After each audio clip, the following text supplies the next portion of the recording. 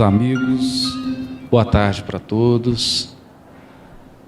Inicialmente eu gostaria de agradecer o carinhoso convite da Rádio Fraternidade, que é uma instituição companheira e parceira que tem desenvolvido um trabalho que dispensa comentários, transmite inúmeras palestras realizadas no mundo inteiro e tem representado um conforto, uma oportunidade de esclarecimento, de consolo para todos aqueles que ouvem essa rádio nos mais diversos pontos do planeta.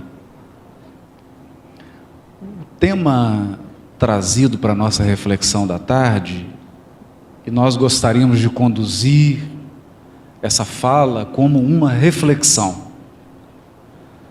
apoiando-nos naqueles pontos fundamentais da doutrina espírita, tal como nos apresentou o codificador Allan Kardec, para planificar alguns raciocínios, para aperfeiçoar a nossa compreensão do que seja perdão e punição. É desnecessário dizer que nós já saímos daquela concepção do Deus da Idade Média. Então, aquele Deus que mais se assemelhava a um soberano feudal, sentado em um trono de barbas longas, definindo um rol de pecados e punindo todos aqueles que questionassem esse rol ou que se comportassem de modo contrário a esse rol, essa concepção atendeu a uma mentalidade, ela teve o seu momento histórico, mas naturalmente nós vivemos agora no século 21 e a mentalidade atual não comporta mais, ela exige reflexões mais maduras. E a doutrina espírita, codificada por Allan Kardec, antecipando-se a essa evolução do senso moral da humanidade, nos apresentou um conjunto de princípios que favorecem o nosso raciocínio. Foi por essa razão que na questão 13 Allan Kardec trabalhou de início os atributos da divindade. Atributos da divindade. Características que o Criador necessariamente precisa ter para que Ele seja o Criador. Para que Ele seja o Deus Todo-Poderoso que dirige a criação infinita. E dentre esses atributos, um deles é que Deus é imaterial. Imaterial. Portanto, o Criador não está sujeito às limitações de um corpo físico, ele sequer pode ser concebido tomando-se como ponto de partida nós mesmos. Porque nós somos criaturas limitadas, a nossa visão é limitada, a nossa audição, todos os nossos sentidos, até mesmo a nossa capacidade de compreensão e de raciocínio apresenta limitantes, limites, e o Criador não. Outro atributo do Criador é que Ele é perfeito, portanto, imutável. Imutável. O Criador é de uma permanência suprema. Ele foi, Ele é e Ele será sempre o mesmo Criador. Sem alteração, porque é perfeito. Mas outro atributo que diz respeito mais de perto ao nosso tema é o atributo da suprema sabedoria da suprema justiça e do supremo amor. Deus é a inteligência suprema. Isso significa que não há ninguém, nenhuma criatura no universo, não importa o grau da sua evolução, capaz de formular um pensamento superior ou mais amplo do que o pensamento divino. É importante pensarmos nisso. Não há nenhum ser, por mais evoluído que você possa concebê-lo, o pensamento dele, comparado ao do Criador, é ínfimo. Ínfimo. A sabedoria de Deus é infinita, incomensurável. Quando eu digo incomensurável, significa que nós não podemos medir. É alguma coisa que pesa e nós não temos balança para pesar. É suprema sabedoria. E por ser suprema sabedoria, Deus sempre está nos surpreendendo. Porque os seus caminhos são insondáveis. Se eles fossem todos sondáveis, nós seríamos Deus.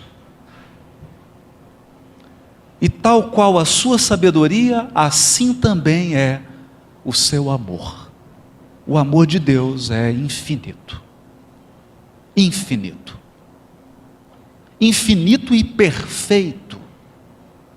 Não está sujeito a nenhuma das paixões, a nenhuma das limitações, a nenhuma das inconstâncias que o nosso amor está sujeito. E a justiça divina é uma justiça tão soberana, tão suprema, que nós sequer somos capazes de avaliar. E quando nós usamos a palavra justiça, eu gostaria de salientar, e queria destacar alguns elementos da justiça divina, ou de qualquer justiça. Para que uma justiça seja justiça, ela precisa trabalhar com alguns elementos. O principal deles é a equidade.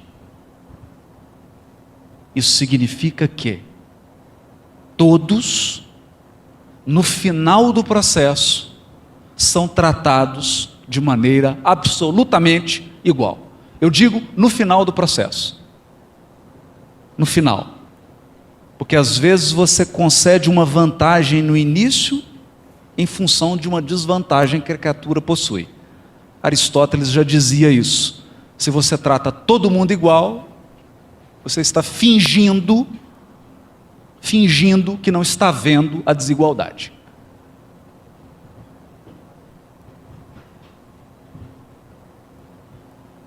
Então a verdadeira justiça, ela leva em conta inclusive a desigualdade, as limitações e as necessidades particulares. Por quê?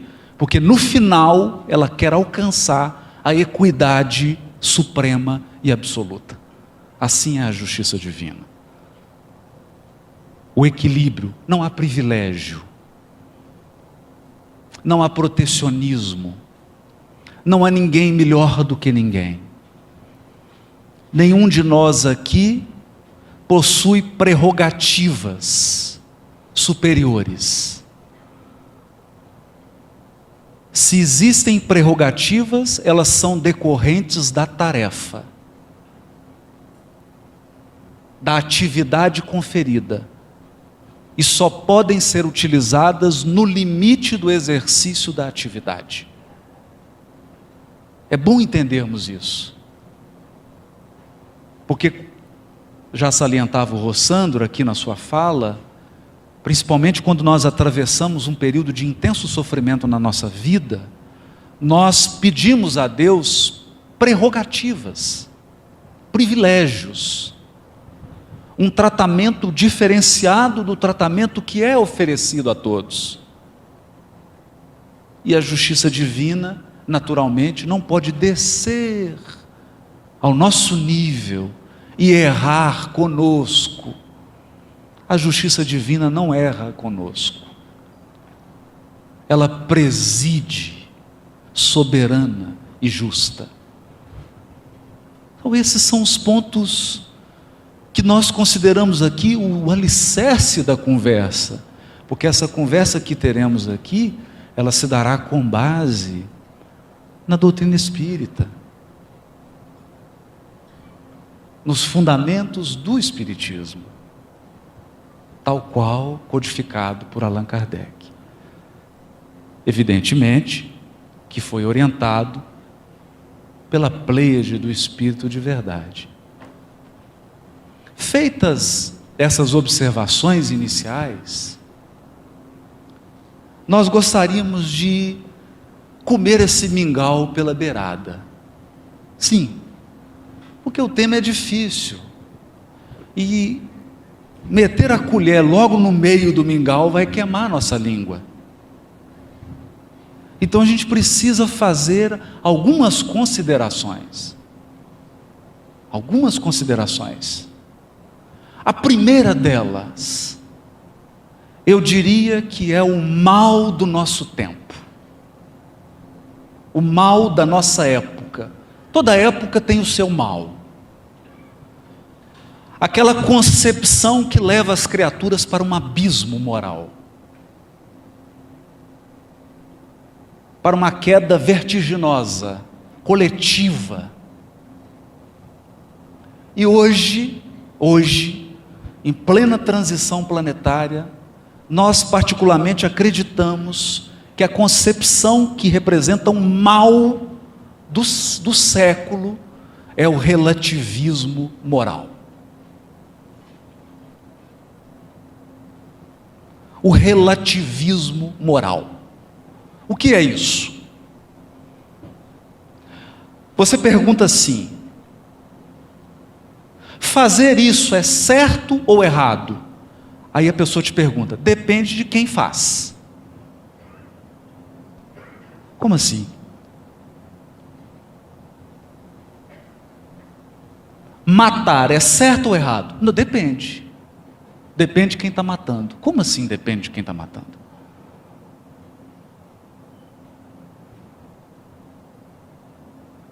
Trair um compromisso assumido é certo ou errado? Depende. Então nós caímos num relativismo moral. E esse relativismo moral, ele adentrou inclusive as instituições espiritualistas e religiosas. Então hoje nós vivemos um relativismo moral religioso e espiritual.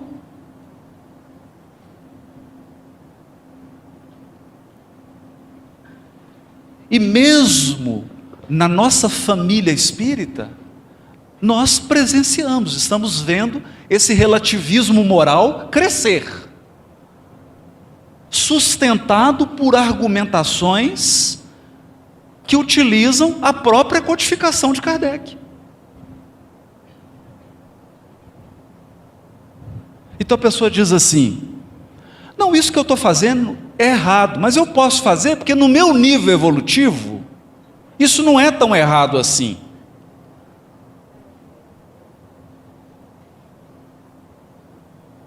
Então, é errado se fosse um espírito superior, mas como eu sou um espírito inferior, então eu posso fazer. Eu posso agir assim. Pois bem, esse é o primeiro ponto que nós gostaríamos de trabalhar, para tratar do tema perdão e punição.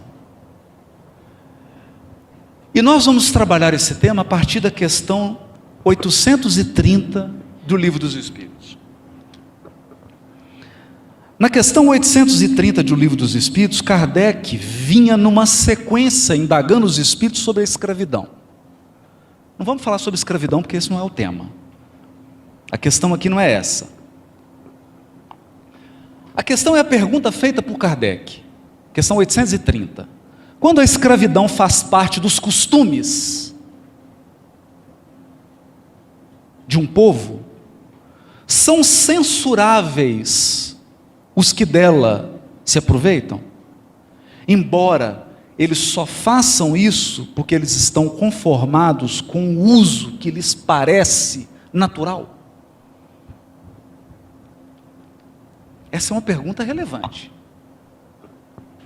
porque ela nos põe a seguinte questão: se é um costume no Brasil roubar e ser corrupto, é um hábito,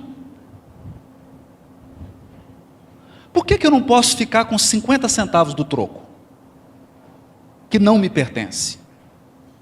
Não é um costume?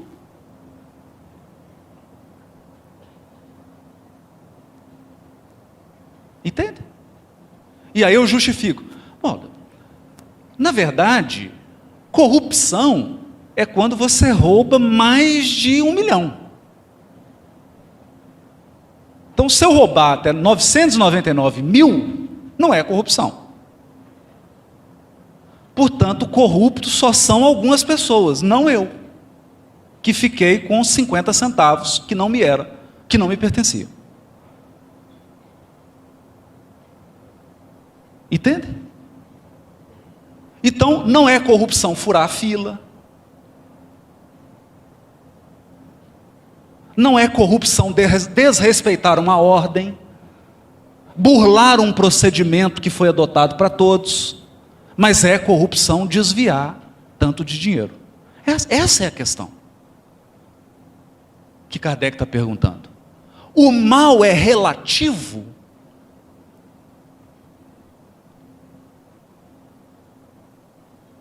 E os espíritos respondem: o mal é sempre o mal.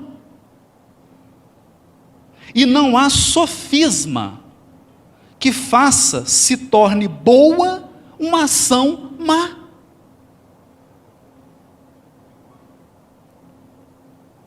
Ponto final. Esse é o primeiro ponto da resposta, que está absolutamente em harmonia com os atributos de Deus. Por quê? Porque se Deus é o soberano, o poder supremo, que estabeleceu leis morais que regem o universo infinito, de acordo com essas leis morais, é possível deduzir o que é bem e o que é mal. E como Deus é imutável, o mal é sempre o mal.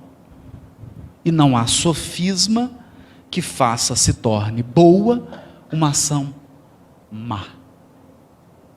Mas eles continuam.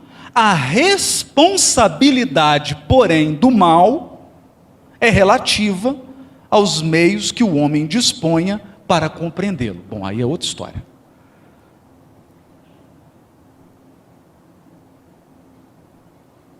Outra história. Então nós temos, a conduta é boa ou é má? Agora, o grau de responsabilidade, aí não tem jeito. Aí é outra história. Então, se entrar agora nesse ambiente, uma pessoa portadora de sofrimento mental, e me atirar uma pedra, uma fruta, sei lá, qualquer coisa, a conduta dele não é certa, mas a responsabilidade dele é reduzida, porque ele não está com o seu pleno juízo.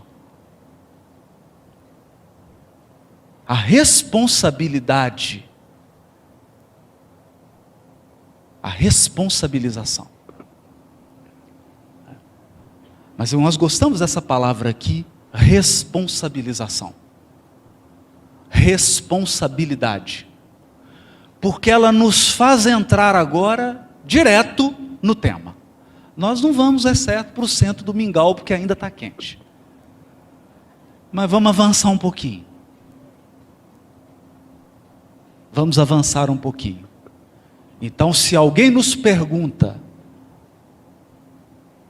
estudando os atributos da divindade, estudando o que contém a codificação sobre o espírito, sobre a evolução espiritual, nós podemos dizer que há punição? Punir.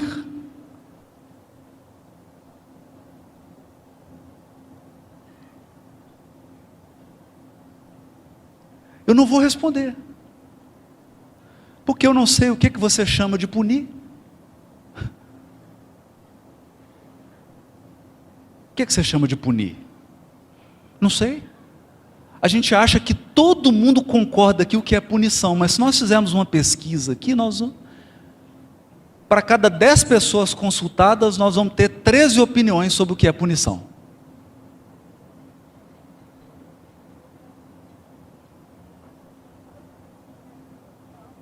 Olha que coisa curiosa. Eu ainda vindo para cá, são as sincronicidades da vida. Vi uma propaganda de um filme, porque muito bem feito, falando sobre o narcotráfico e não sei o quê. E tem um momento que tem uma fala de um ator principal do filme, e ele diz assim: essa questão do olho por olho é muito complicada. Nós temos que pensar muito sobre isso, porque ela vai produzir um mundo de cegos.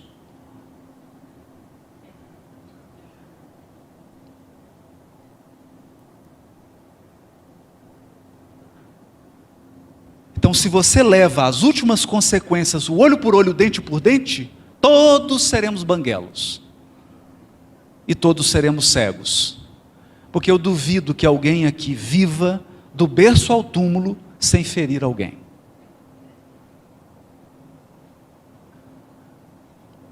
Exceto, me perdoem, se tiver algum anjo aí sentado na cadeira e que eu desconheço. Também, o que um anjo está fazendo aqui assistindo palestra de Haroldo Dutra Dias? Mas se você for um ser humano, você não vai passar pela vida sem ferir e sem ser ferido. Portanto, não vai passar sem ficar cego e banguelo, em se aplicando o olho por olho e dente por dente. É claro que eu estou trabalhando com um conceito restrito de punição, que é, alguém fez um mal, e eu inflijo a ele um mal. Para quê? Não sei.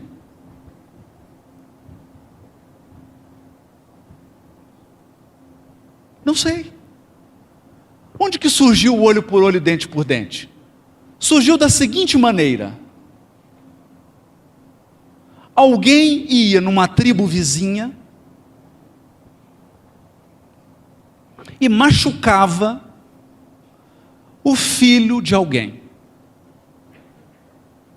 A família dessa criança se reunia todos os guerreiros, invadia a outra tribo, matava quem feriu a criança e toda a família dele. Vocês acham isso proporcional? Isso é proporcional? Sim ou não? Não é proporcional, correto? Nós concordamos, mas pensa bem. Instituiu-se então um limite. Limite a quê? A vingança.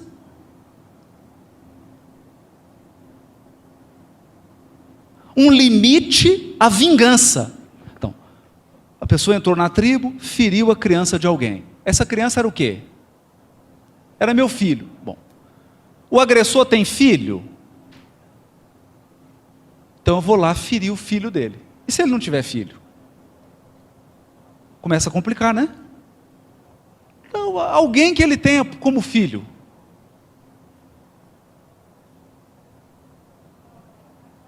Parece justo?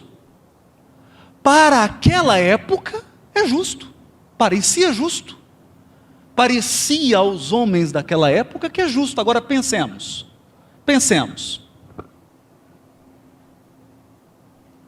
alguém fere o seu filho. Por favor, me respondam. O que vai anular essa ferida? Nada.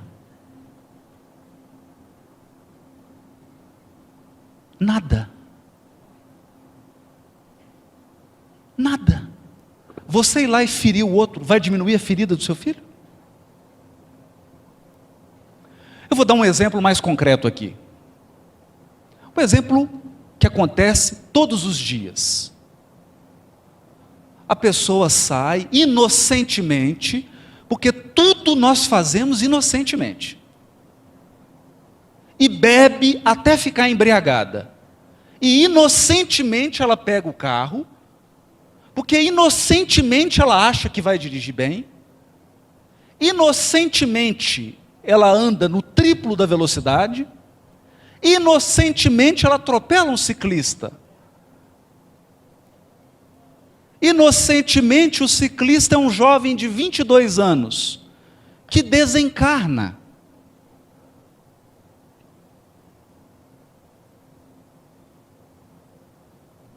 E agora? E agora? Vamos punir. Não é isso?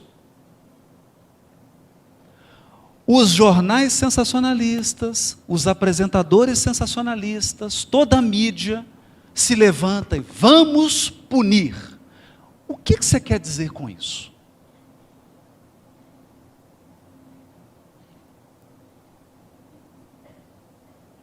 O que você quer dizer com isso? Que eu vou chegar para a mãe que perdeu um filho que estava andando de bicicleta, de 22 anos de idade, que estava na faculdade, que ela deu de mamar para ele, que ela viu os primeiros passos, que ela acompanhou. Você vai dizer para ela: mamãe, acabou a sua dor, porque eu vou punir o agressor.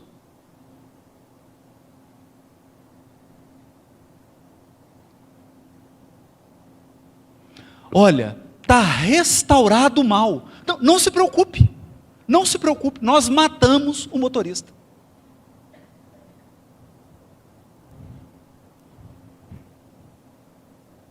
Aí a mãe vai dizer: nossa, eu estou tão aliviada agora, estou super aliviada, eu não tenho mais saudade do meu filho, a dor que eu tenho foi embora, porque o motorista foi morto. É assim?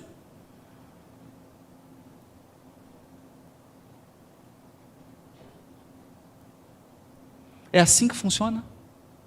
Não. Não. Então, se você está interpretando punição como,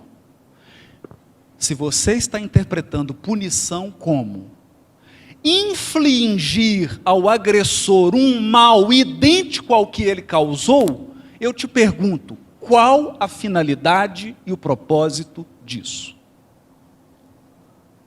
A resposta é simples: vingança. Essa é a finalidade. Segunda pergunta: qual o efeito?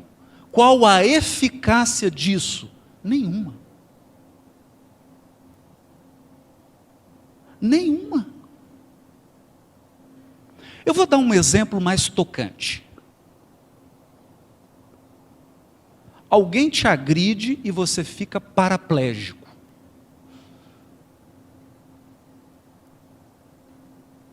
Você tem 32 anos de idade. Portanto, você só vai desencarnar aos 90. Portanto, vai ficar paraplégico dos 32 aos 90 anos de idade.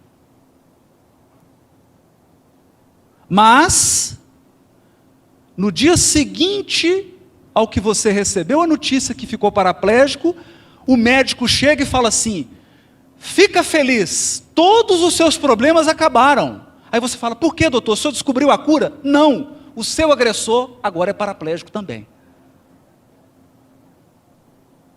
Nós vingamos, ele não anda também. Você está contente?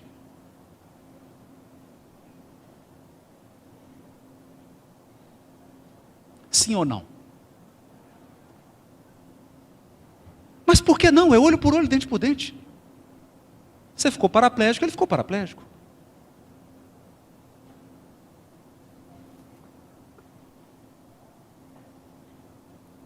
Bom, eu acho que já deu para entender onde eu estou querendo chegar. Onde eu estou querendo chegar? O olho por olho e o dente por dente é um medicamento para administrar o ódio, mais nada. Ele não tem mais nenhuma outra função que não administrar o ódio. Porque quando você é agredido, você tem ódio. Você sente raiva, rancor, ressentimento e uma vontade enorme de revidar.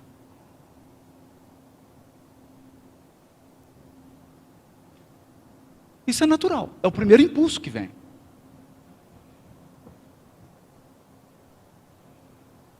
É o primeiro impulso que vem. Então o que nós podemos fazer? O que essas sociedades faziam? Administravam o ódio. Para quê? Para que o ódio não saísse do controle. Então, alguém saía de uma tribo, matava uma criança, a família da criança vinha, matava 10. Aí reuniam, vinham para outra tribo, matavam 20. Final da história, acabava as duas tribos.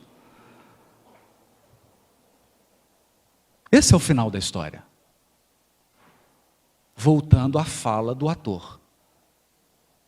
Num mundo em que vigora o olho por olho, o dente por dente, nós temos que tomar cuidado, porque todos seremos cegos.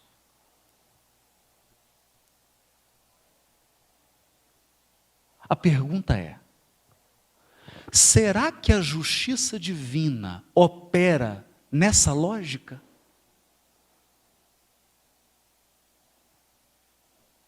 Essa é uma pergunta importante. Deus é justiça soberana ou Ele é vingador soberano?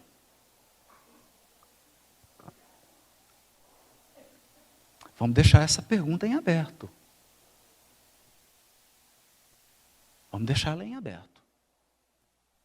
Porque eu vou repetir essa pergunta de uma outra maneira. Deus pune? Não responda, vamos ver. O que você está chamando de punir? Arrancou o olho de alguém, então arranca o olho do outro? E o olho que foi arrancado aqui? Como é que faz com esse olho que foi arrancado?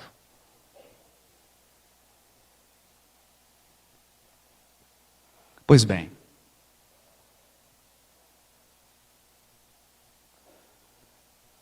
antes do século XVIII,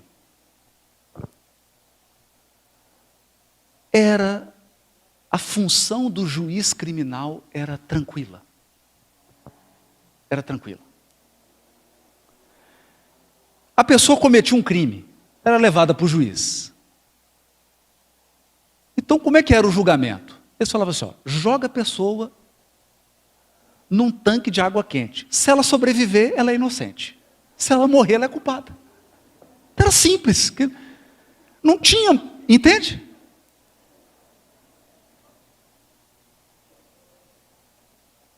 Joga lá. Se ela for inocente, Deus vai tirar. Se não for, é porque é culpado, morre. Então o julgamento era simples. Mas durante muito tempo, o julgamento foi assim, objetivo. Objetivo. Claro, simples. Então aqui, retomando o tema do Congresso, daqui, Jesus e a valorização da vida, nós vamos citar o julgamento simples da mulher adúltera. Da mulher adúltera. Uma mulher foi surpreendida em adultério. E como é que o julgamento é simples? Ninguém adultera sem um outro. Como que você comete um adultério sozinho? Você precisa de alguém. Correto? Mas a lei da época era simples. Era simples. A mulher foi pega em adultério com outro homem. Então, pune quem? A mulher, claro. E o homem? Libera.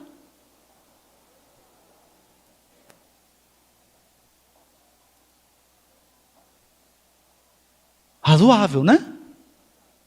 As mulheres. Hã? Por isso Emmanuel tem uma página intitulada E o Adúltero?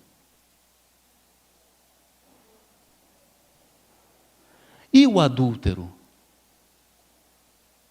Cadê ele?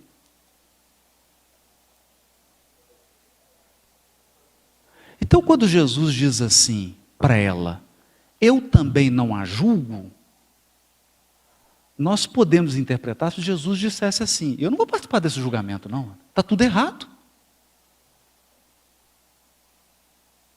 Está tudo errado.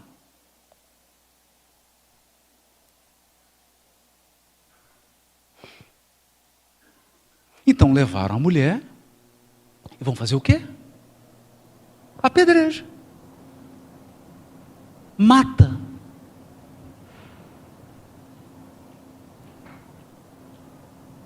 A pergunta é, será que é isso que o marido quer?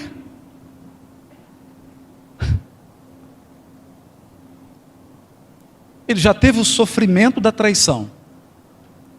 E agora vai ter outro da perda da mulher? E o adúltero? Então, qual que é o sentido disso? Qual que é o sentido? Nenhum.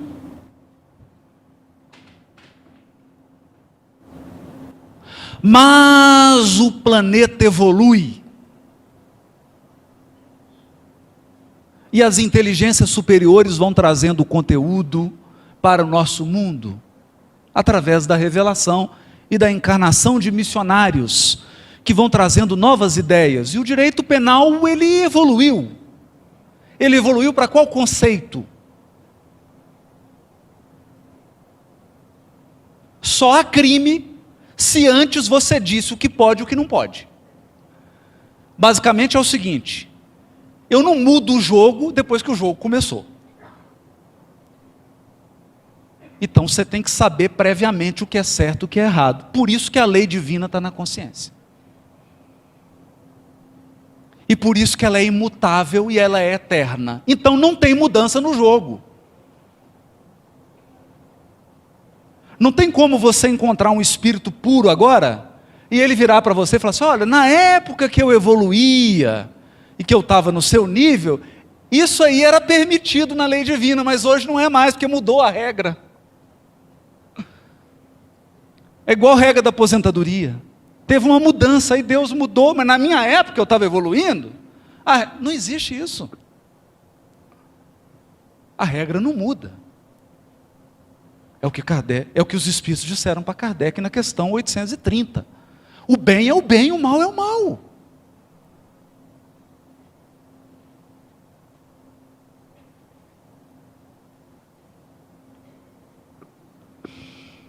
Mas vamos falar isso simples. Olha, a lei divina é de uma simplicidade,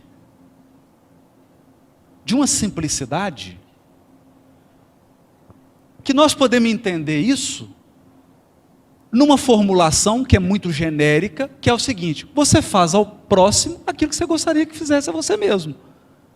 Correto? Só que isso tem um problema. Porque como que você discute essa regra com um homem bomba?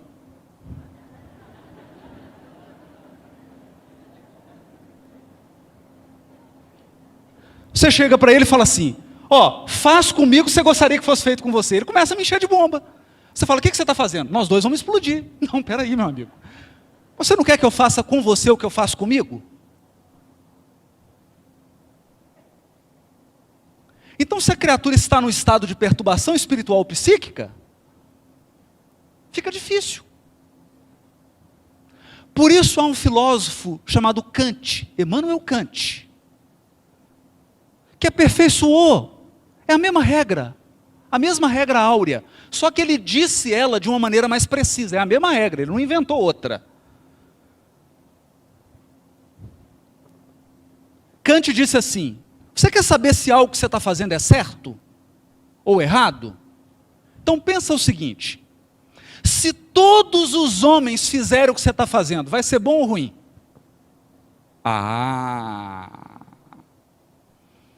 Agora ficou interessante. Agora ficou bastante interessante. Porque isso significa, sabe o quê? Universalidade do ensino dos Espíritos. É o princípio da universalidade. Se o que você faz se tornar universal, você vai gostar?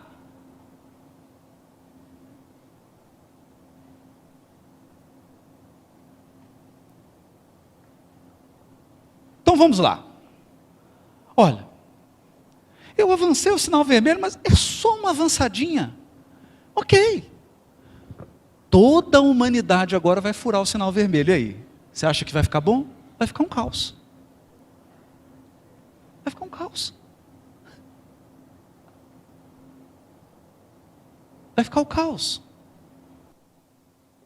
É por isso que no livro Ação e Reação, o ministro Sânzio, respondendo a Hilário Silva, diz assim: meu filho, sem entrar nos labirintos da filosofia, é simples definir o que é bem e o que é mal. O bem e o mal. Vamos começar pelo mal. O mal é tudo de bom só para você. E o bem é tudo de bom para todo mundo. Estou resumindo o que ele diz. Porque ele diz assim: o mal é felicidade, progresso, segurança, prosperidade para você só para você. E o outro? O outro que se dane. E o bem? O bem é felicidade, progresso, prosperidade, segurança para todos.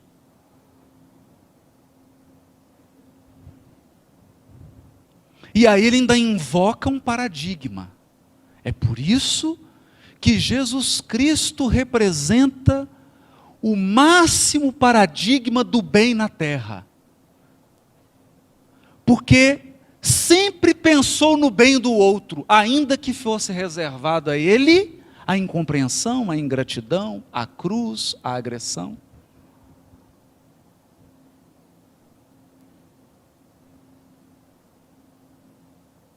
Então, definimos. Ultrapassamos agora essa faixa nebulosa. Isso significa que, se determinada conduta, se determinada decisão está beneficiando só você, fica atento. Fica vigilante. Fica vigilante. Porque você está com a máxima probabilidade de estar adentrando nos caminhos do mal.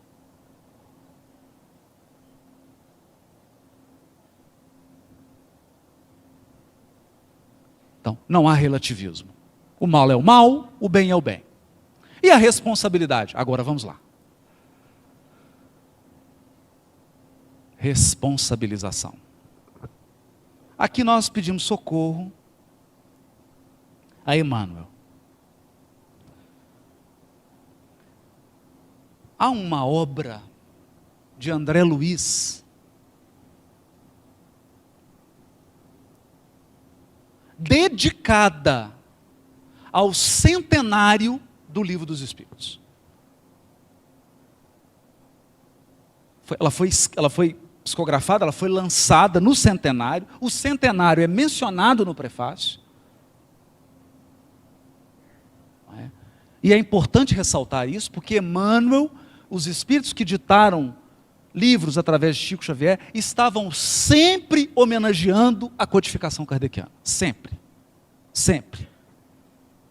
chegaram a produzir livros específicos para cada livro da codificação, e esse Ação e Reação, no centenário, embora não se dirija a um livro específico da codificação, ele homenageia o surgimento do Espiritismo, 100 anos de Espiritismo no mundo, que foi de 1957.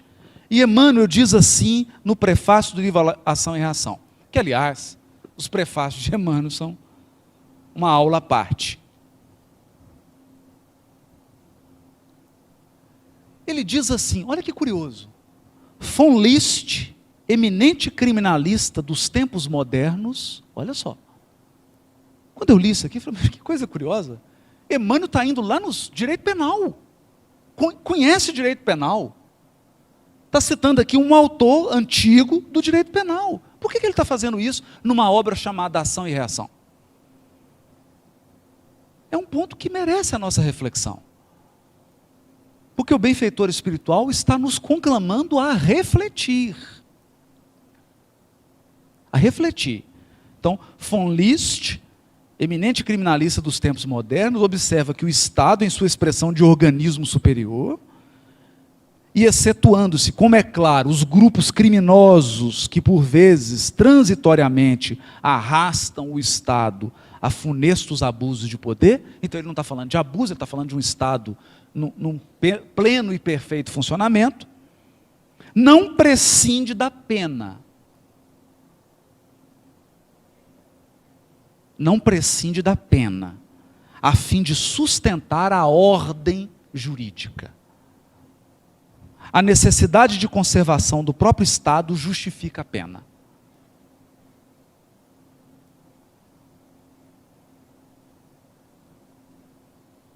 Então, vou resumir isso aqui. Vou dar um exemplo para vocês. Imagine se eu disser para vocês agora, está circulando uma pessoa aí, ela vai apertar a mão de todos vocês, vai dar um abraço, e ele tem o vírus Ebola. Vai ficar alguém aqui? Então, o que a gente faz?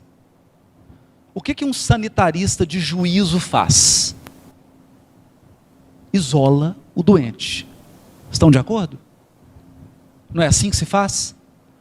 A pessoa entra no país, está suspeita com vírus, isola e leva ela para um tratamento, correto? Assim deveria ser a pena de privação de liberdade.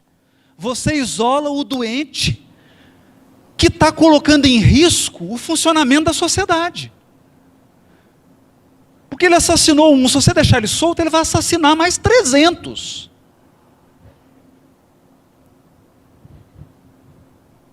Então a função da pena é tratar, é isolar esse indivíduo para que seja preservada a segurança da sociedade, a estabilidade da sociedade, a ordem social. Até aqui tudo certo? Era isso que o von List falava.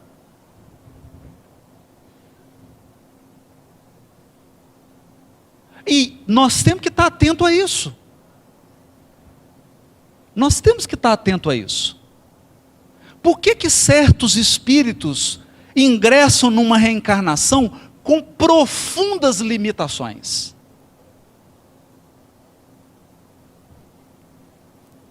Por que permite a providência divina que o espírito tenha uma encarnação em que ele está profundamente limitado? Por exemplo, uma paralisia cerebral, em que praticamente a encarnação inteira ele está num leito. Para dar um exemplo extremo,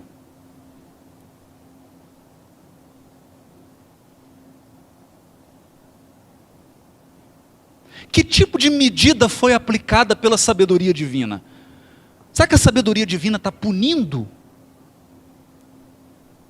Está infligindo dor naquela criatura? A pergunta é, a dor que essa criatura está sofrendo vai diminuir ou reparar o mal que ela causou? Vai? Não. Não vai.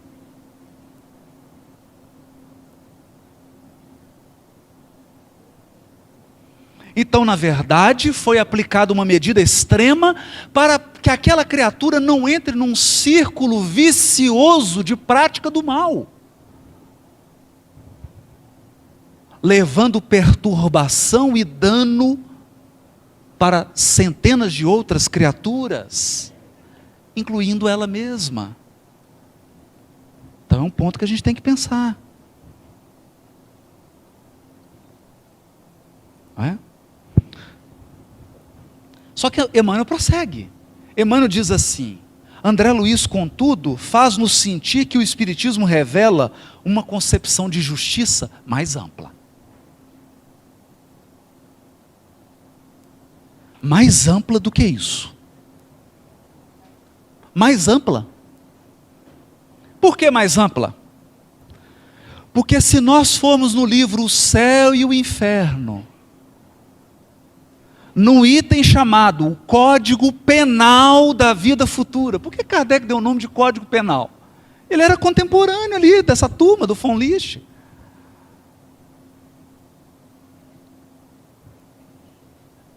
O Código Penal da Vida Futura. O que Kardec diz?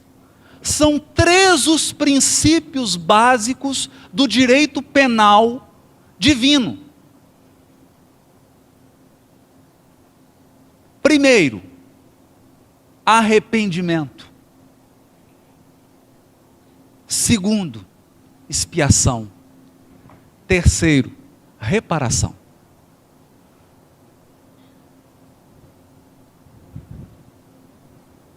Olha, e é curioso que nós só falamos na expiação. Nós vivemos num mundo de expiação e provas. Não, num mundo de arrependimento, expiação e reparação. E provas.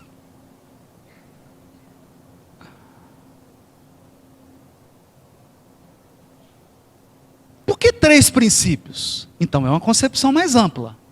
Nós vamos trabalhar isso aqui. Eu vou continuar lendo o parágrafo. André Luiz faz-nos sentir que o Espiritismo revela uma concepção de justiça ainda mais ampla. A criatura não se encontra simplesmente subordinada ao critério dos penalistas do mundo,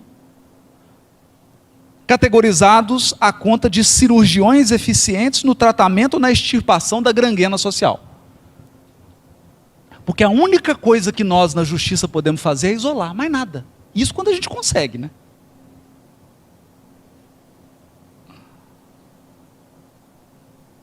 Mais nada.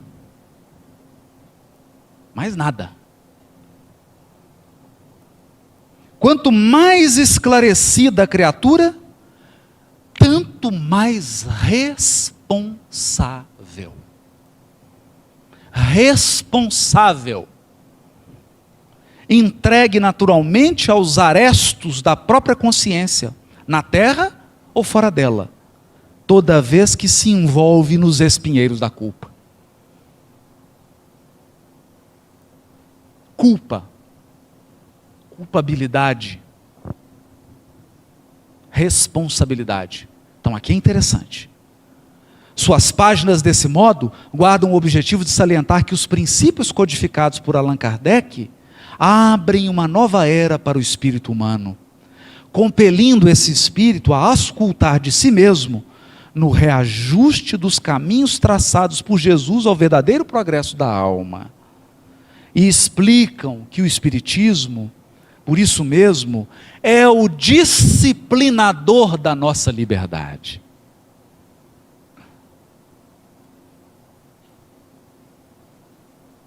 O Espiritismo é o disciplinador da nossa liberdade.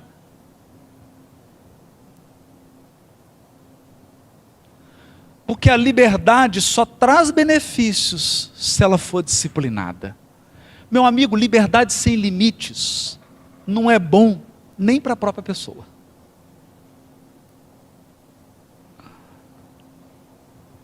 Não apenas para que tenhamos na terra uma vida social dignificante, mas também para que mantenhamos no campo do espírito uma vida individual harmoniosa, devidamente ajustada aos impositivos da vida universal perfeita.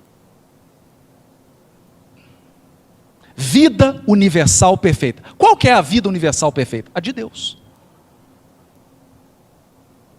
Consoante as normas de eterna justiça, elaboradas pelo supremo equilíbrio das leis de Deus. Então aqui eu gostaria de fazer uma pausa para a gente voltar então nas bases da justiça divina, tal como os Espíritos revelaram para Allan Kardec. A justiça divina tem 3 pilares: expiação, arrependimento, expiação e reparação. Por quê? Aqui eu me permito voltar ao Velho Testamento, advertindo a todos que máscara de oxigênios vão cair. Primeiro coloque em você, depois em quem está ao seu lado. Porque o Velho Testamento é rico na simbologia e nós corremos o risco de comer a casca da banana e jogar a banana fora. Ficar com a letra e perder o espírito da letra. Mas há um texto, está no capítulo 1, capítulo 2 e depois repetido no 3. Do Gênesis, né? De Moisés, que diz assim: e Deus criou o homem à sua imagem e semelhança.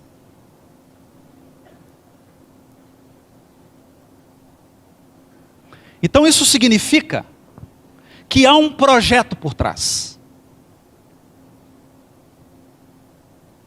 Há um projeto de ser humano. E o ser humano pleno, o ser humano verdadeiro, não é o que os gurus dizem,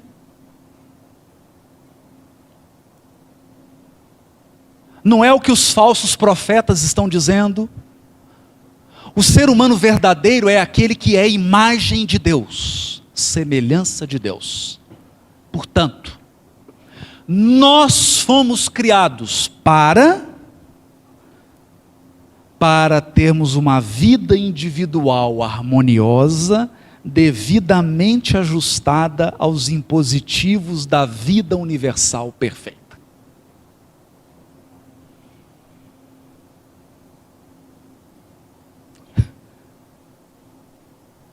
Não é nada menos que isso.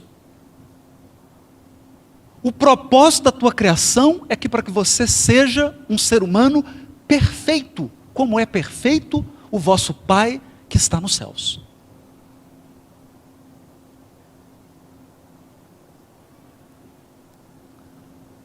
Mas, Haroldo, quanto tempo vai demorar isso? A eternidade.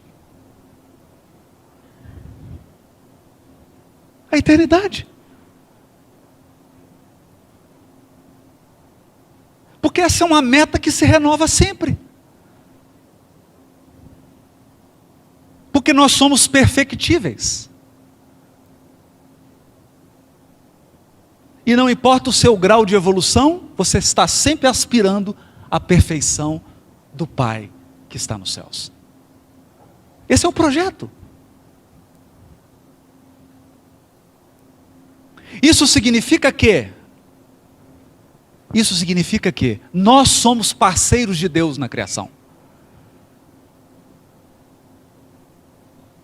Ou como diz Emmanuel de uma maneira muito mais bonita, nós vivemos num condomínio universal, em que Deus é um proprietário e morador.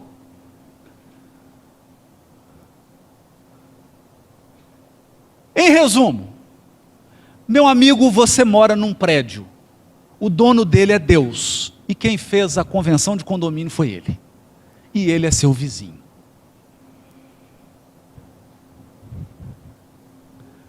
E é o seguinte,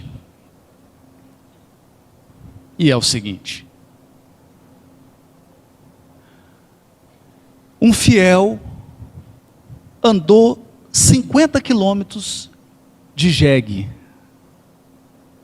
e chegou em Campina Grande.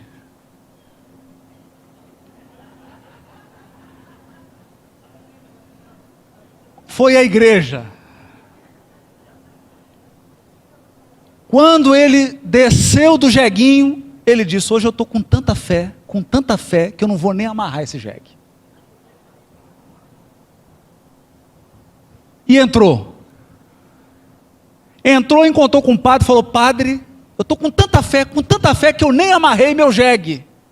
E o padre falou: meu filho, volta lá e amarra teu jegue. Porque Deus não tem tempo para cuidar do jegue do outro.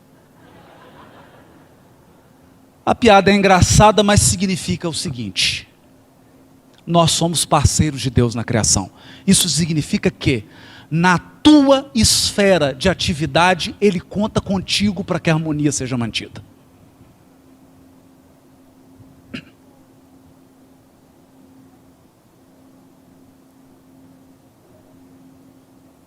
Ele conta com você. Naquilo que lhe diz respeito, você é condômino de Deus. Isso é simplesmente o seguinte: nós somos seres responsáveis. Responsáveis. E responsabilidade significa: quem é o culpado? Não.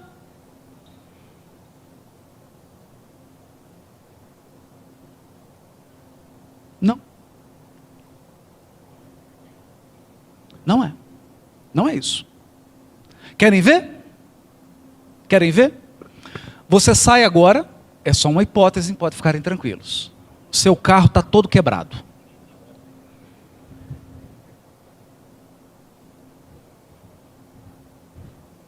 E aí você pergunta: quem é o culpado? Eu falo: o culpado é esse doente psiquiátrico que fugiu do hospital agora, teve um surto, quebrou seu carro.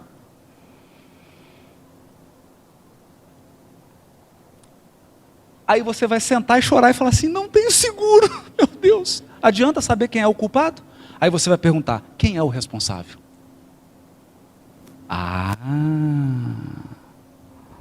Percebe? Por isso que na ponta do conceito de justiça divina do céu e o inferno está reparação. E responsabilidade tem a ver com quem vai reparar.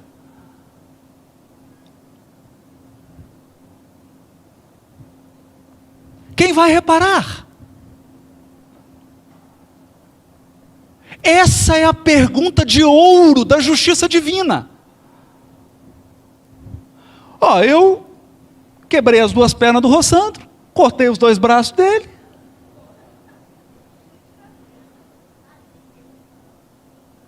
A pergunta é: quem vai reparar?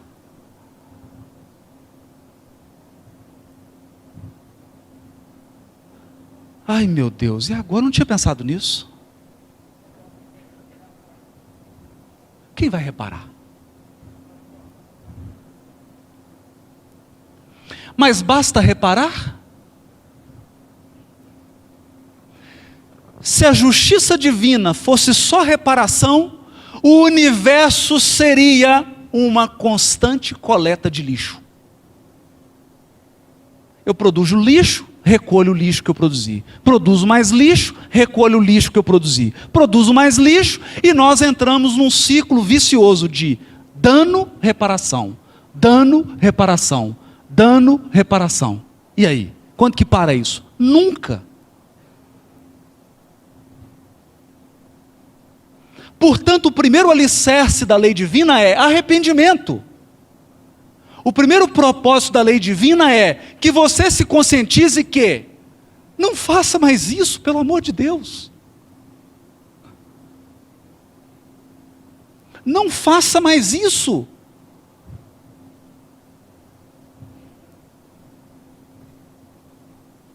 Não faça mais isso.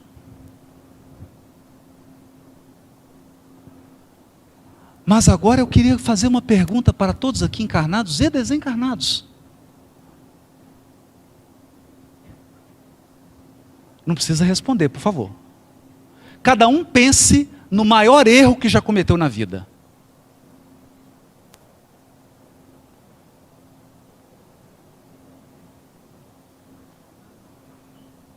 Eu vou te fazer uma pergunta. Você acha que é a primeira vez que você comete esse erro?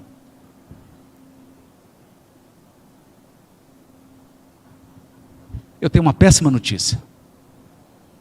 o seu anjo guardião está aí do lado, dizendo assim: puxa, é a 30ª vez que ele comete isso.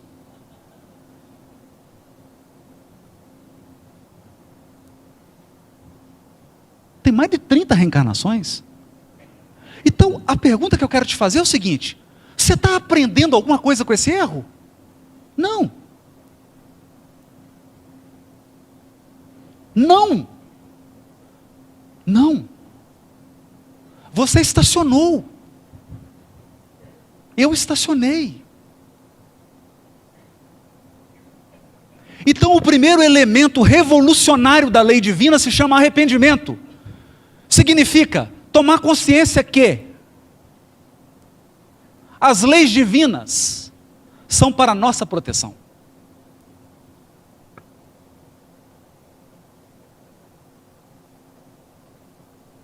Arrepender-se significa: eu não quero mais isso.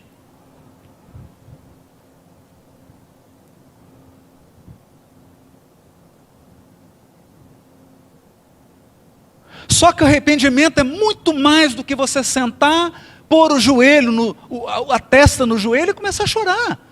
Porque o arrependimento significa abrir mão da sua rebeldia. Porque todos nós aqui acreditamos que somos mais inteligentes do que Deus.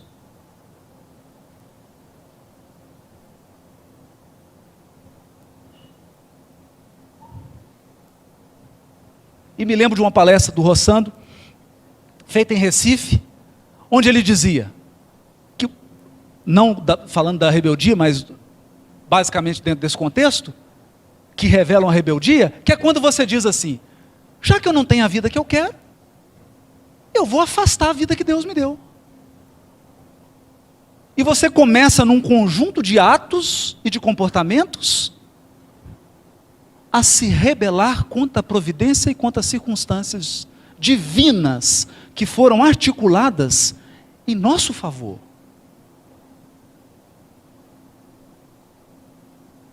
Então, arrependimento tem a ver com abrir mão da rebeldia. Eu aceito. Eu aceito que o final da fila é aqui. O final é aqui.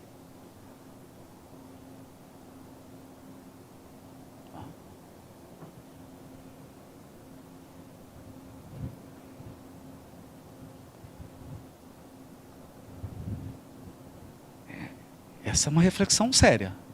Segundo, expiação.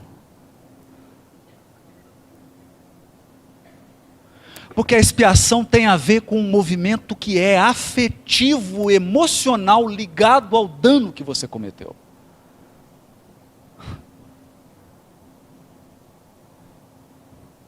Isso é imponderável. Isso é imponderável. Por isso a justiça divina ela é tão sábia, que hoje você é o nocauteador, amanhã você é o nocauteado.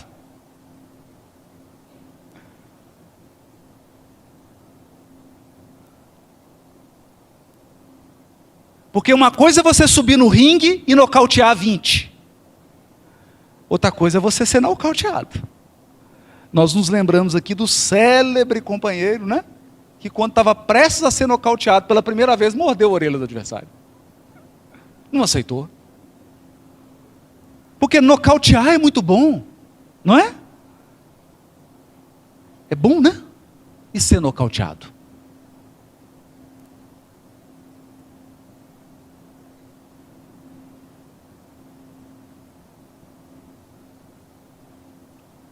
E ser nocauteado. Aí nós voltamos para Kant. Nós voltamos para Kant. Eu causar um prejuízo financeiro a alguém,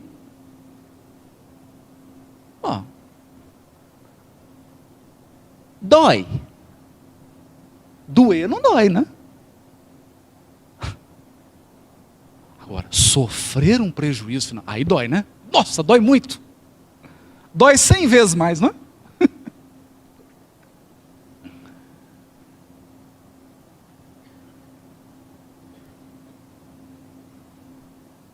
Então a justiça divina tem esse elemento que é o elemento do sentimento. Do sentimento.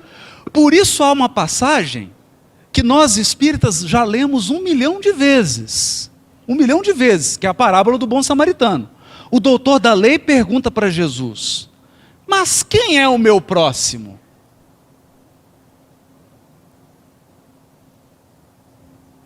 E Jesus conta uma história, e nessa história tem um anônimo. Um anônimo. Ele não tem nome, não tem roupa, não tem nada. Nós não temos nada sobre ele, a não ser que ele estava caído, semi-morto, inconsciente no chão, agredido. E aí Jesus devolve a pergunta para o doutor da lei: quem foi o próximo daquele que caiu? A pergunta é, quem é meu próximo? Depende, você está de pé ou está caído?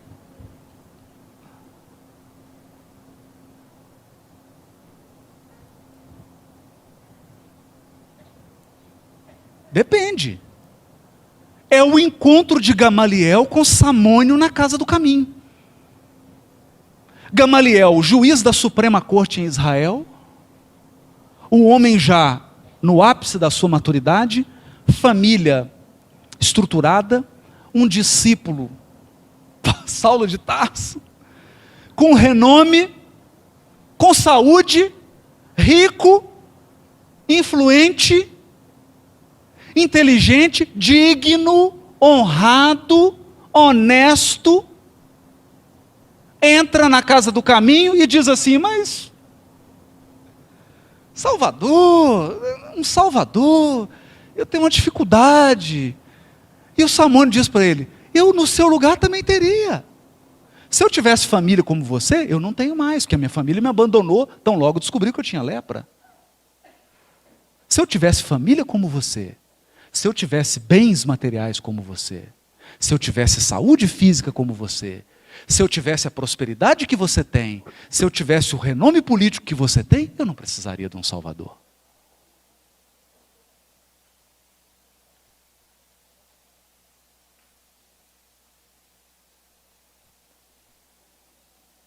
Entendem? Então, olha como é que a lógica altera. Porque eu pergunto assim: quem é meu próximo? Eu falo: não, meu próximo são os irmãos da minha igreja. Eles são meu próximo. Ok, e você viaja de Uberlândia para Belo Horizonte, no meio da estrada, chovendo pedra,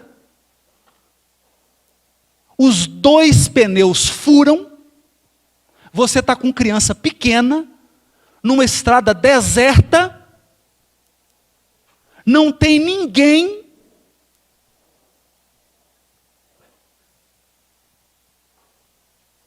e você fala assim: Deus, quem é meu próximo? Ele fala assim: não tem nenhum irmão da sua igreja por perto. Pai, manda qualquer um, até espírita.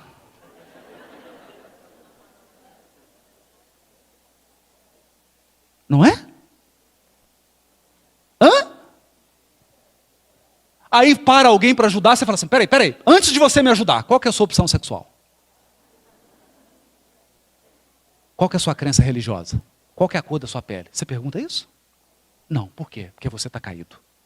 A lógica é outra. Então, o segundo pilar da justiça divina, que é a expiação, ela nos coloca na posição de supostos perdedores, ofendidos, vítimas, caluniados, perseguidos, traídos, abandonados. Para quê? Para que você saiba o que é bater e o que é apanhar.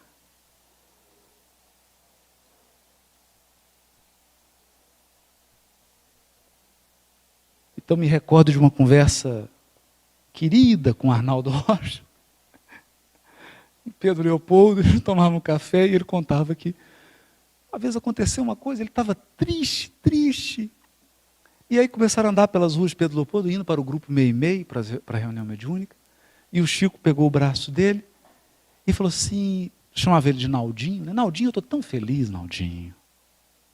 Feliz por quê? Porque agora você está só apanhando. Ele olhou e falou, mas como assim?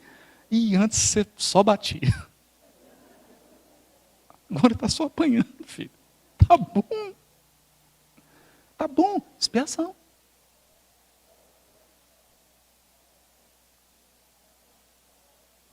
Porque quando você expia, você lembra de Kant. Você lembra de Kant. O que é o bem e o que é o mal. O que eu estou fazendo é certo ou errado? Então pensa, se todos fizerem o que eu estou fazendo, é certo?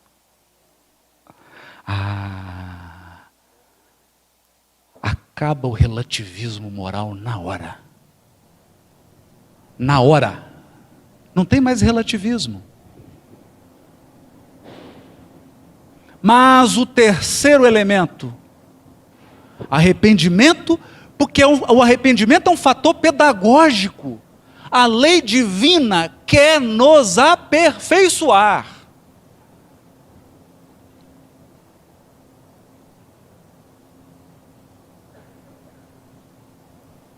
Ela quer nos aperfeiçoar.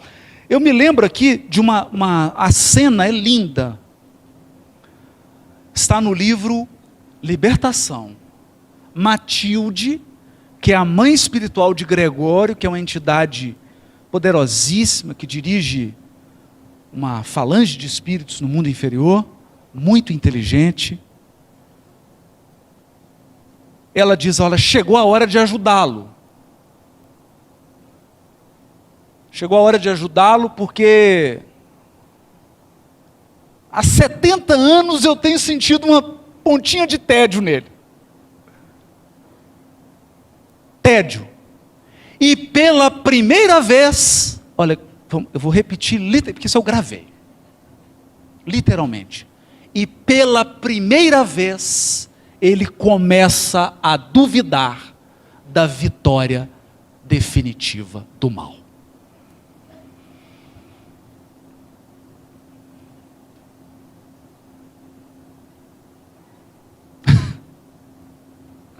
Hã? Gente, o espírito estava lá há séculos, sem reencarnar. O Gúbio chega e fala, por que você não reencarna? Ele fala, nem fala essa palavra. Reencarnar? Já estava lá, ó. Mas começava ele a ter dúvida de que o mal ia vencer.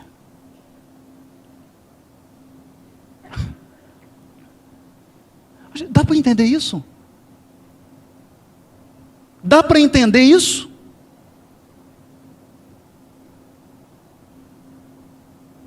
Você começar a ter... eu estou começando a ter uma dúvida que Deus é todo poderoso, né? Eu acho que Ele vai vencer. Eu estou desconfiando, Rossandro. Viu, Simão? Eu não tenho certeza ainda, rapaz. Mas Ele é todo poderoso. Estou achando que Ele vai vencer. Não, não é isso, gente. Não é isso. Não é isso. Sabe o que é? É mais do que isso. É assim. Você faz algo e as consequências vêm ao seu encontro. Você repete, as consequências vêm ao seu encontro. Você repete, as consequências vêm ao seu encontro. Aí você fala assim, eu estou começando a desconfiar que eu não vou me dar bem.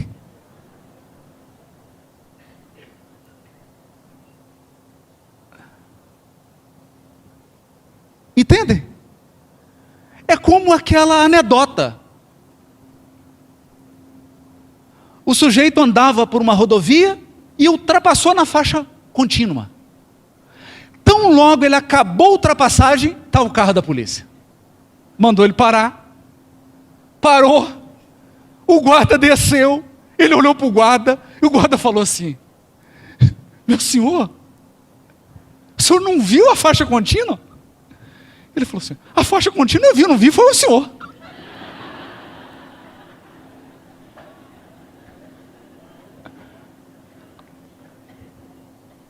Entendem? Então nós alimentamos uma ilusão de que vamos burlar a lei divina e sairemos ilesos. Por quê? Porque eu tenho que ser feliz. Porque eu sou livre.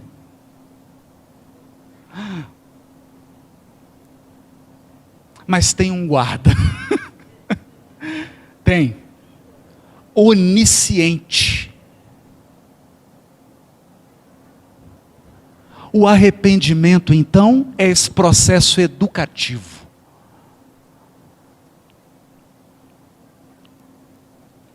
Educativo. Quando você chega a uma conclusão, a justiça divina é tão soberana que 1000 vezes ser ofendido do que ofender. Segundo elemento, expiação, que é experimentar estar do outro lado.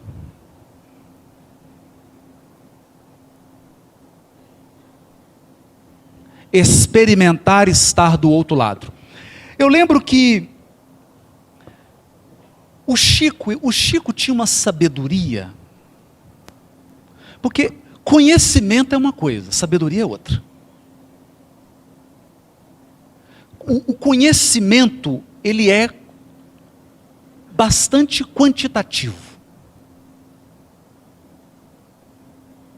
Então tem pessoas que são enciclopédia, né? Hoje não está muito em moda, porque depois do Google, né? É bobagem você ficar com tanto conhecimento assim acumulado. Mas tem pessoas que são enciclopédicas. Então elas citam todas as questões de cor, tudo, não é?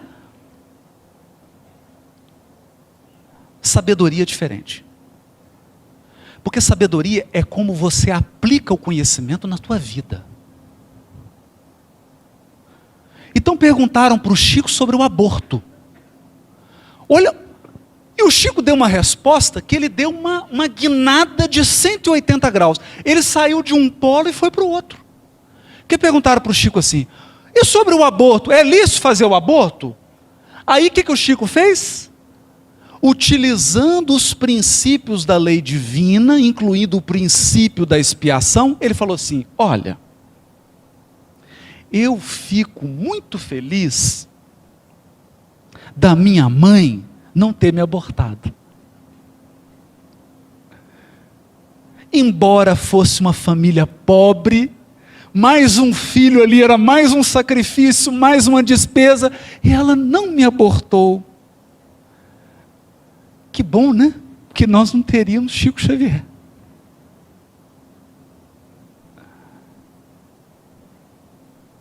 Teríamos um outro. O mesmo espírito, mas o Chico nós não teríamos. Então, entender a pedagogia? É como se ele estivesse nos convidando assim, quer examinar o aborto? Pensa que você é o reencarnante. Então vamos fazer o seguinte, vamos fazer uma enquete se o aborto é bom. Vamos entrevistar todos os bebezinhos que estão no útero da mãe. Chegar lá na barriguinha e falar, o que você acha do aborto? Percebem? Isso é expiação. A expiação é você estar do outro lado, do lado de quem sofre a agressão. Para que você se torne mais sensível, para que você se torne mais humano, para que você se torne mais amoroso, para que você se torne mais responsável, para que você chore as lágrimas que você fez derramar.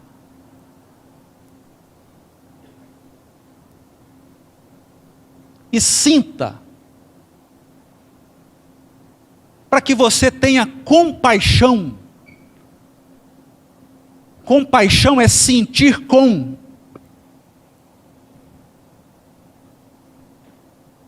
E o terceiro é a reparação, que nós gostaríamos de fechar com ela.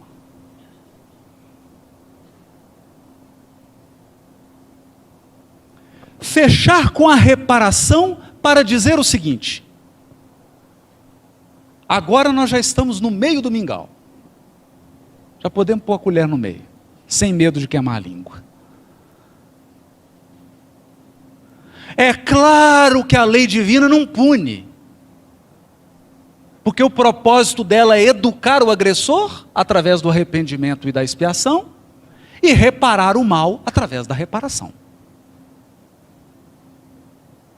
Punir por punir não tem eficácia nenhuma, sobretudo para quem foi agredido.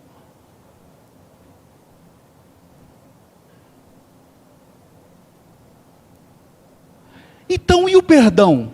Ora, eu me recordo de uma palestra do próprio Rossandro em que ele dizia o seguinte: o sujeito te atropelou e você virou paraplégico, você perdoou ele, você volta a andar? Você volta a andar?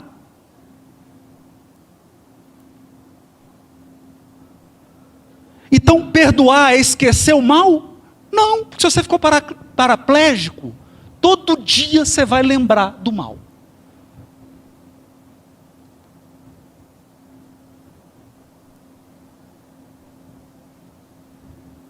Perdoar corrige quem te ofendeu? Não, porque ele pode ter te ofendido mais 100, vai ofender mais 1000.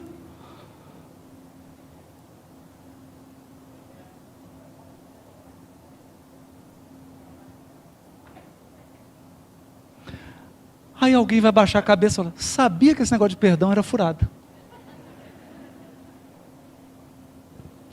Então, o perdão tem qual objetivo?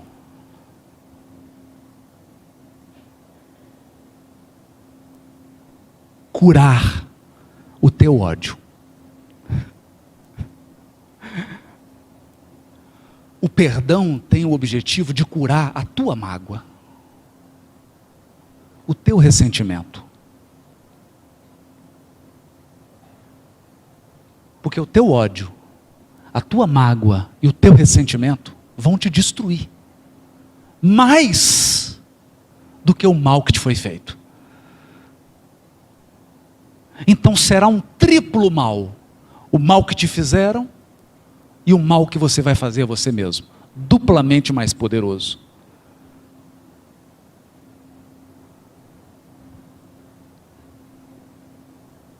Então a gente recebe os espíritos na reunião mediúnica e ele fala assim: eu odeio ele, eu vou destruí-lo.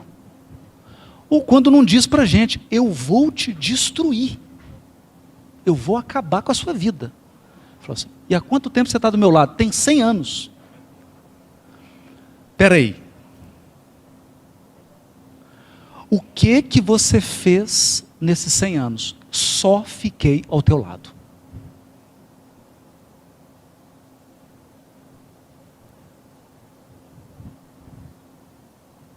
Percebe?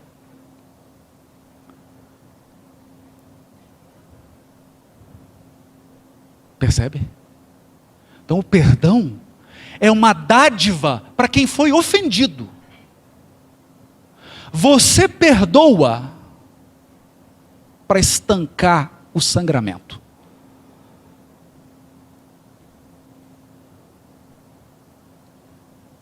Não fecha a ferida, não cicatriza, não repara, não faz o outro que te agrediu arrepender, não muda a circunstância, mas garante que o mal cesse.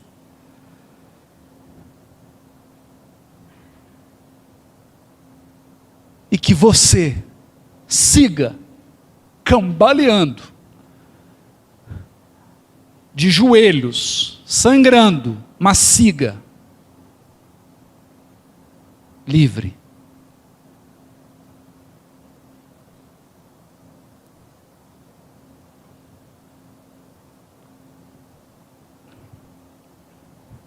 E a reparação?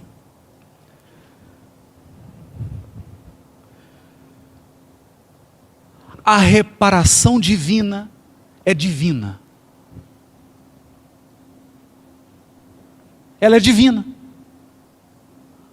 Ela é tão divina que ela é absolutamente minuciosa. Querem ver? Vamos lá. Está aqui. Errei a mensagem. Capítulo 63 do livro Luz no Lar.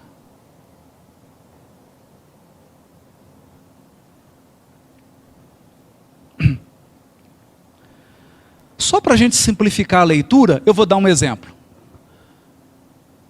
Lembra daquele motorista, entende? Tirou a vida de um jovem, não sei o quê. O pai estava estudando com a vida cheia, tirou a vida. Tirou a vida. Aí vem a justiça divina e diz assim: você é o responsável, repara. Mas reparar como? Devolve a vida a ele. Aí, amigo, ele vem como teu filho. Ou enteado, ou enteada. Ou algum membro da parentela que você vai ter que cuidar.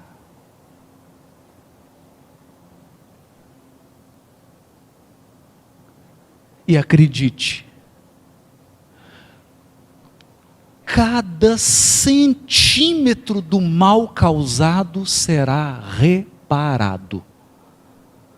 Reparado. Isso não tem nada a ver com vingança, isso não tem nada a ver com ódio, isso não tem nada a ver com olho por olho, dente por dente. Mas como assim, Haroldo? Por que não? Aí eu não vou responder. Vou deixar Emmanuel responder. Credores no lar. No devotamento dos pais, todos os filhos são joias de luz. Entretanto, para que compreenda certos antagonismos que te afligem no lar, é preciso saibas que entre os filhos companheiros que te apoiam a alma, surgem os filhos credores, alcançando-te a vida por instrutores de feição diferente. E aqui ele está falando de filho, mas vale para esposa, para esposo, para sogro, para sogra, cunhado, cunhada, tá? O conceito é amplo. Subtraindo-te aos choques de caráter negativo no reencontro, preceitua a eterna bondade da justiça divina que a reencarnação funcione. Oh, como é que é? Subtraindo-te ao choque. Por quê?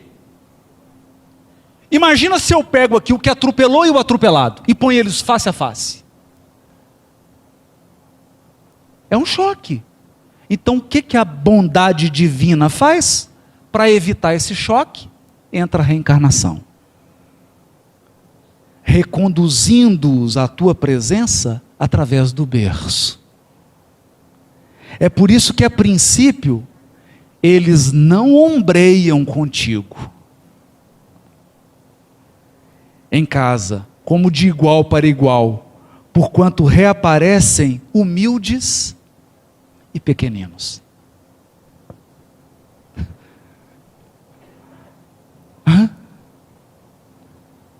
A bondade divina é tão grande que você é o agressor, mas quem você tem que reparar, vem pequenininho e humilde, para não te constranger.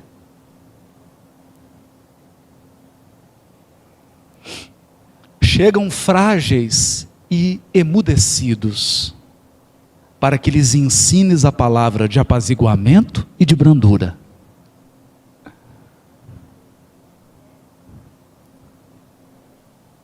Ou seja, todas as chances estão sendo dadas para que a reparação se dê no amor, na brandura.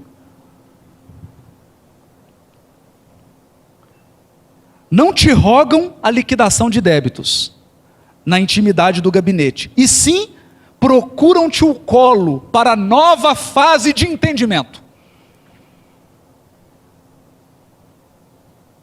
Ele não chega lá no gabinete, vem cá, paga minhas promissórias aqui. Não. Você tem uma nova oportunidade de entendimento. Respiram-te o hálito e escoram-se em tuas mãos, instalando-se em teus passos para a transfiguração do próprio destino. Transfiguração do destino. A justiça divina quer nos transfigurar. Ela quer que você seja outra pessoa. Ela quer te iluminar. Embora desarmados, controlam-te os sentimentos. não obstante dependerem de ti, alteram-te as decisões com um simples olhar.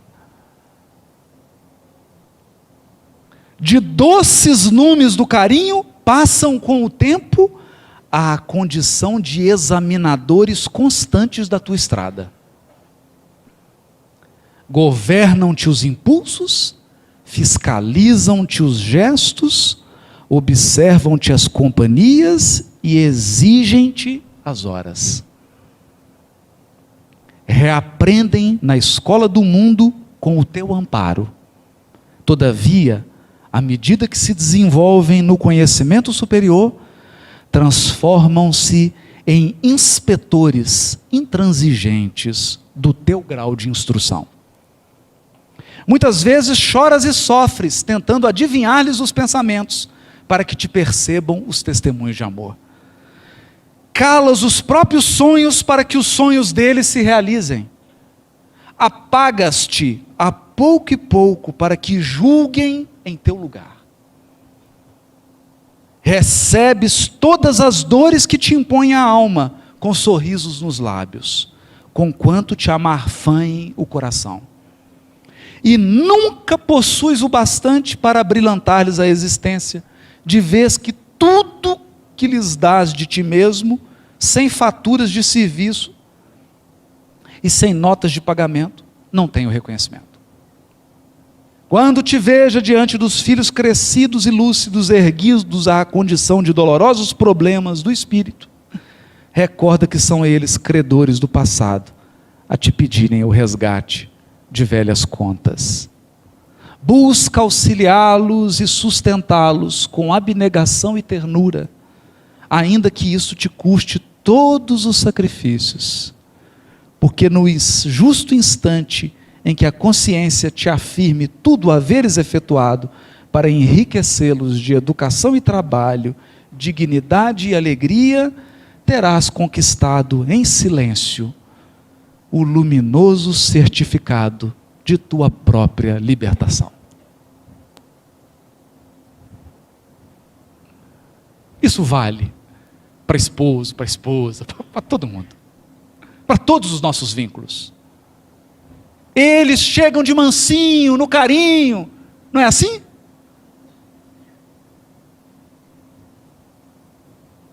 Para que a reparação se dê no amor. E eu digo, e gostaria de encerrar com isso.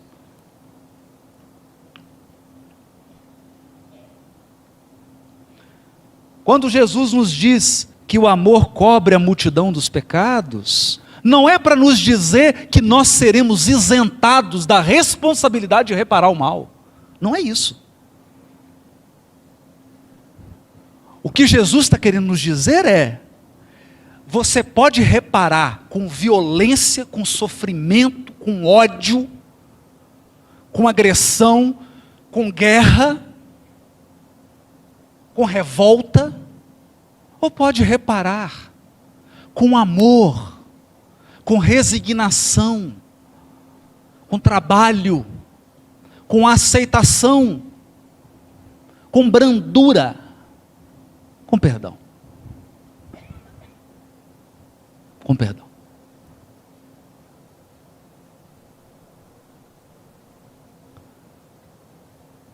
Porque se o arrependimento é algo que está no nosso controle, a expiação e a reparação estão no domínio, na administração da providência divina.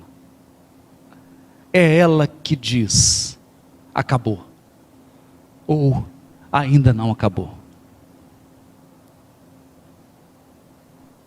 Por essa razão, nós temos um capítulo no livro Ação e Reação chamado Dívida Agravada,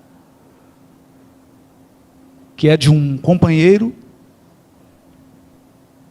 que se furtou aos compromissos reparatórios, agravando a própria responsabilidade.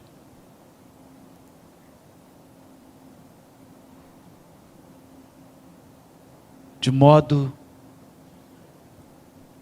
que, se Jesus veio para que tenhamos vida em abundância, é bom entendermos esses mecanismos doces, sábios e suaves da lei divina,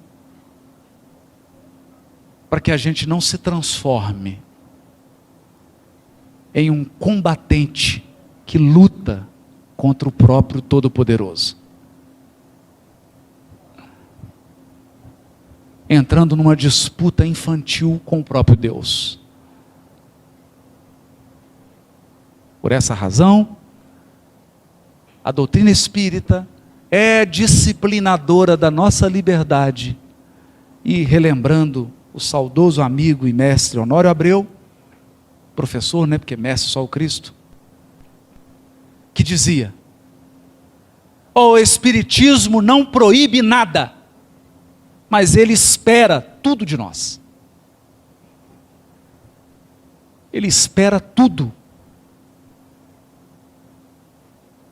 Porque nos dá todos os elementos para compreender essas intricadas situações que a nossa invigilância e a nossa imprudência nos colocaram ao longo de diversas reencarnações.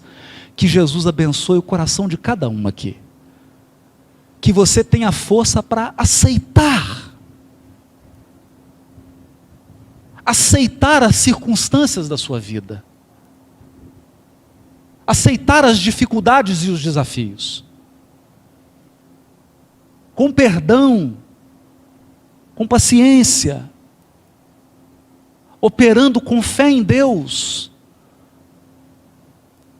Porque se nós entramos na confusão sozinho, ou melhor, acompanhado dos nossos obsessores, nós sempre saímos dela de mãos dadas com Deus.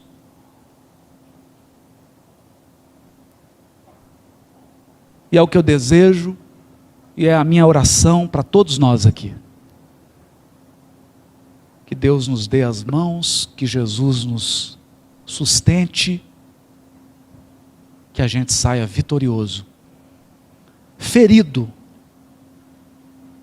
mas com a consciência tranquila de que reparamos. Muito obrigado.